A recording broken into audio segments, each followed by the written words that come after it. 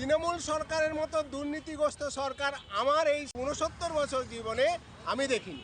এই সরকার যত তাড়াতাড়ি পশ্চিমবঙ্গ থেকে যাবে ততই আমি একজন সাধারণ নাগরিক হিসাবে বলছি, পশ্চিমবঙ্গের মঙ্গল সর্বসাধারণের মঙ্গল। তৃণমূলের দুর্নীতি বলার মানে বলতে গেলে রাত কেটে ভোর হয়ে যাবে, কিন্তু দুর্নীতির তো কোনো সময়সীমা নেই।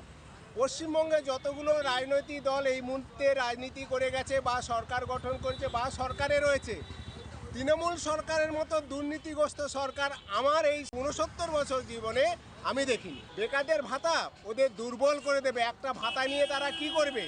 একটা ভাতায় তো তাকে ভাত দেবে না।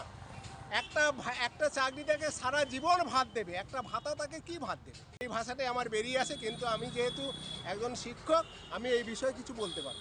নিরাপত্তা দরকার, তাদের স্বনিযুক্তি প্রকল্পে বিভিন্ন জায়গায় দিক, তারা করে খাক। ভাতা জিনিসটাই তো খারাপ। ভাতা জিনিসটাই আমি মনে করি এক ধরনের ঘুষ দেওয়া।